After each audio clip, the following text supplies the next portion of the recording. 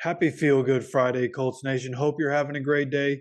What we're going to do here today is go over the Falcons injury report and the Colts injury report, and then we're going to break down how we see this game going, right? Offensively, defensively, how do the Colts find a way to win this game? Okay, so starting with the Falcons and their injury report, Calais Campbell, limited at practice. He should be fine. It's just more rest than anything. Cordell Patterson also back at practice after having a rest day.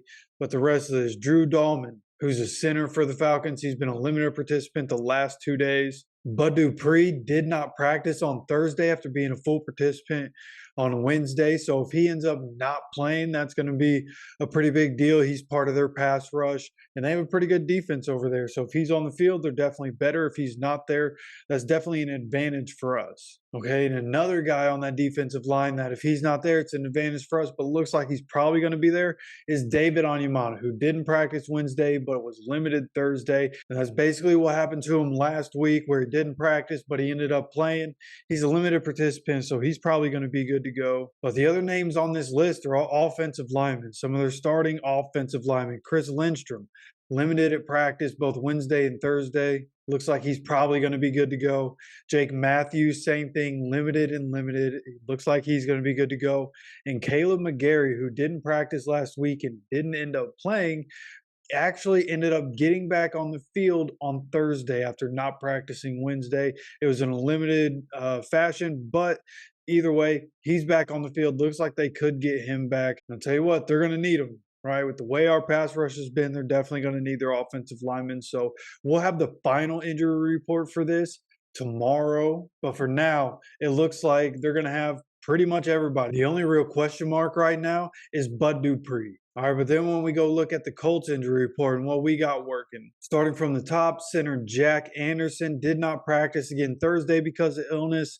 Matt Gay was a limited participant, so he's at least doing something. He's able to get back on the field. Hopefully he's going to be all right. I think ideally, we're going to want to be in situations where we don't really have to use Matt Gay this upcoming weekend. So if there are field goal opportunities and we're like 4th and 3 or shorter, I would assume we're going to go for a lot of those to try to save Matt Gay, make sure he's not doing too much if we don't absolutely need him to. Zach Moss was once again not at practice with that forearm injury. Looks like he probably going to have to sit this one out. And at least up to this point, I haven't really heard anything about how long Zach Moss could be out.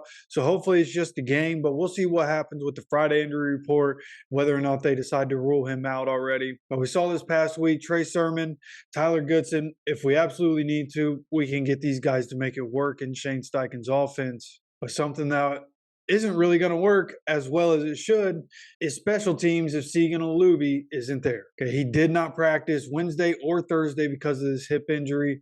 With Tony Brown being suspended, probably not being on this team anymore after the season, then, a special teams is going to take a hit. That's where Tony Brown was good at.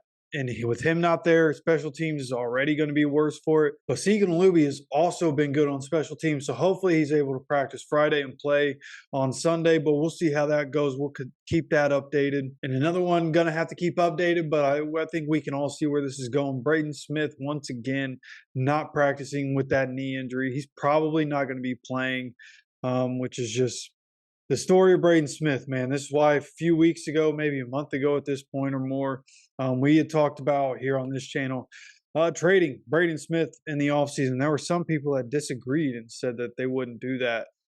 Blake Freeland's got plenty of experience. He's getting better with an offseason to get stronger and to work on his craft, just like Bernard Raymond did. I think we should be fine with Blake Freeland. Braden Smith's making too much money to be sitting on the bench as much as he has over these last couple of years, basically since he got paid. It's like he got paid and the injuries just started to pile up. Like, dude, if you don't want to play football, be gone, right? So I hope that he gets out of here. But then as we move on here, Eric Johnson, defensive tackle, has the ankle injury. He was limited Wednesday, full participant on Thursday. So it looks like he's going to be just fine, be part of that rotation. And then these bottom two are the ones we're really looking at. Michael Pittman Jr. with the concussion/shoulder was a limited participant Wednesday, full participant Thursday, and that's great news. All the signs are pointing to Pitt being able to get off of the concussion protocol, which is great news. Earlier this season, it seemed like it was really difficult for guys to get off the concussion protocol within that first week. Michael Pittman Jr. for the hit he took. We talked about it yesterday, man. For the hit he took, for him to possibly be getting off the concussion protocol, for him to play the next week is crazy, man. Just the fact he was able to get up and walk after that is enough to be thankful for. But the fact that he's going to be able to possibly come back this Sunday is absolutely amazing. And another thing on that amazing list is the fact that Jonathan Taylor was once again a full participant. Looks like he's going to be good to go. There were videos coming out of practice where it doesn't look like there's any heavy wrapping on his hand or anything. So looks like JT gonna be good to go, which is major key. With Zach Moss probably being out, having JT be able to slot in, do what he needs to do, that's gonna be perfect. And we're gonna need him, because what I see happening in this game is the way we're gonna win this game is exactly what we did last week. And we talked about it going into last week's game against the Steelers. In order to win, you can't let Gardner throw the ball any more than 30 times, and he only threw the ball 28 times.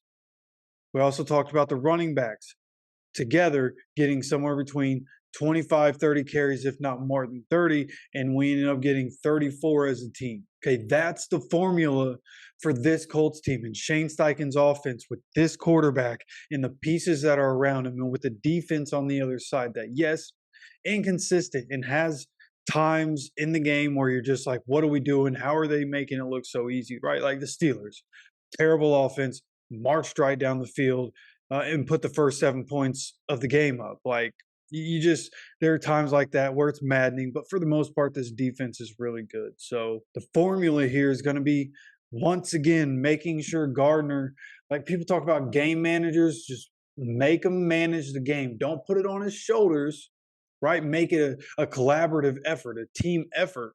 Right, you don't want Gardner to be carrying the game on his shoulders, but you can let him manage the game, and he can do that. Right, at this point, he's a veteran. He knows this offense. He knows these pieces. Like he can manage the game, especially with the run game. JT being back in the game, that's gonna help. Right, if Michael Pittman Jr. is able to play, that's gonna help. Right, every little bit matters when you're talking about a guy like Gardner Minshew. So I think coming into this game, you can't. One of the reasons in this game in particular that you don't want to let Gardner be the reason that we're trying to win this game is because the secondary is really the part of this Falcons defense that I'm most concerned about.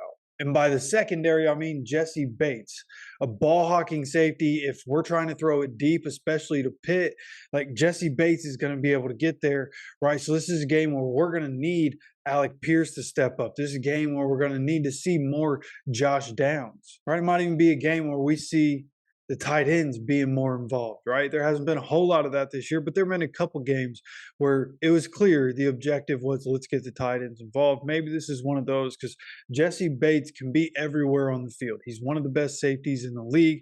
He can change the game. He has changed the game multiple times for the Falcons this year, okay? They are a team that probably should only have about 4 wins right now.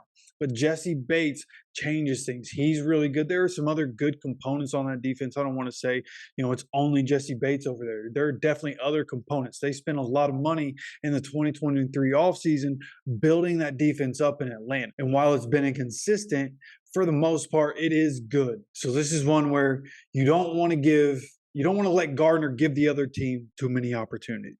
So let's do what we did last week. Let's make sure we can run the ball. Right? Let's call the plays that are working. Let's run them. Okay. Are we going to run 17 straight times in this game? Probably not. I don't know if we'll get to that point. Maybe we do, right? If we're up by 20 in the fourth quarter, maybe we do. But at the end of the day, like just a heavy hand of running, right? Get yourself in some second and short, or second and medium, third and short, stuff like that. Fourth and short if you absolutely need to. And let's hammer the run game home. By the time the end of the third quarter is coming around, fourth quarter is coming around, that's when we can take off. Okay, because for the most part this season, our defense in the fourth quarter is usually shut down. So that fourth quarter can be huge for us if we're able to wear them down, and I think we're going to need to. That Falcons defense isn't terrible, right? And we say the same things about the Colts defense, a bit inconsistent at times. That's kind of what we were just talking about. Just randomly will let a team just march right down the field, make it look easy, and make it look like, oh no, we're about to get smoked, and then be able to turn it around. That's the good thing. They're able to make the adjustments. The players on that defense are good. And the great thing that we haven't had in years past is a pass rush. We're able to get after the passer, and that's going to be amplified with the fact that Juju's in there. We kind of talked about that one last week also, how Juju coming back is going to help us get to the quarterback more, because having him in there instead of DJ Baker is just better, right? Jalen Jones has been amazing. There was a graph that came out about separation, corners preventing separation. Kenny Moore and Jalen Jones are two of the best corners in the entire league in terms of preventing separation. So that's great. You have Juju coming back, who wasn't on that graph because he didn't fit the minimum requirement of snaps. But with him being there, he's a dog. He's willing to tackle. He'll play in the run game. So all in all, defense should be solid. We're going up against Taylor Heineke, who did beat us last year. Again, 2022, you just etch that one from the memory. Everything that happened in 2022 was a fluke. What we're seeing this year with Shane Steichen, this is a different team. I think Taylor Heineke played a couple games this year, and I like Taylor Heineke. For all intents and purposes of this conversation, I like Taylor Heineke as a quarterback. Okay, if Gardner Minshew goes somewhere else and gets a starting opportunity or is competing with somebody to be a starter somewhere else, give me Taylor Heineke to back up Anthony Richardson. I'm cool with that. Like, I like Taylor Heineke like that. He's cool, right? Another one of those guys, one of the best backups in the league. But just earlier this season, when he had a couple of starting opportunities, he lost that opportunity because of the way he was playing, and it just wasn't up to par. He was turning the ball over, completion percentage was low. So coming into this game, right, he's going to come in more fired up. But you think about Arthur Smith. Arthur Smith is a human I really like. He goes on the Pat McAfee show. I thoroughly enjoy Arthur Smith. I think he's awesome. But clearly something there is just not clicking with Arthur Smith in Atlanta. So because of the coaching, because of that offense, it just seems like we should be able to dominate this game in terms of our defense against that offense, right? Even though they have players that I like. Drake London, pretty good.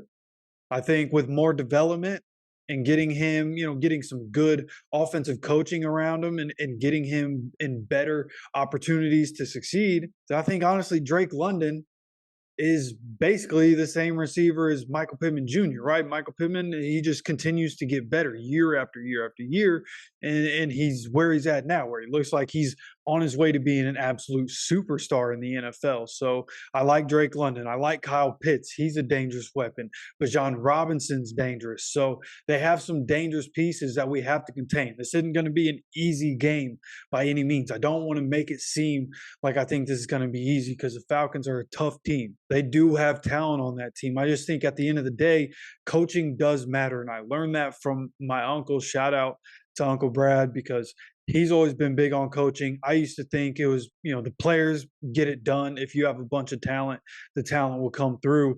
And the older I get and the more I pay attention, the more I realize coaching matters so much. So I think at the end of the day, we're going to be able to pull this game out because Shane Steichen is going to have the boys ready. It's December, coming up on January. We're trying to win the division. We're trying to get into the playoffs. I think we're going to come into this game, and I think we're going to be able to win this one. I mean, my prediction for this one is going to be 27-13. And if I can throw out an alternate score, I'll say 27-17. Right? But either way, I see the Colts winning this game by at least 2 scores. I see us being able to create a turnover for the 20th straight game. We just got to be able to take care of the ball, right? That's, when we're talking about keys to victory, they're always the same, which is why we don't really talk about, keys to victory like that. It's turnovers, like turnovers and third down. Be better on turnovers and third down. You're probably going to win the game. So that's what we're going for this week. We need this win. Right, looks like Trevor Lawrence could not play this week. He's in the concussion protocol. We'll see what happens, but it could end up where the Bucs beat the Jags. If that happens, then we have an opportunity. The Texans, without C.J. Stroud, they could lose, and it could open up. We could have a 1-game lead on both the Jaguars and the Texans. So that's what we're looking at this week. Hopefully it's able to happen, and I would love to know what your prediction is for this game. You let me know down in the comment section. And again, before you click away, remember, We're going to have the final injury report tomorrow. Okay, we're going to talk more in depth. We'll see if Michael Pittman Jr. is able to get out of the concussion protocol, what's up with Zach Moss, and hopefully more answers. Hopefully, by that time I should have seen Shane Steichen's press conference. So make sure you subscribe with notifications on so you get notified when any of the videos do come out. We have daily content here on this channel. And of course, I appreciate you stopping by for another video. And as always, take care of yourself, take care of each other, and go Colts.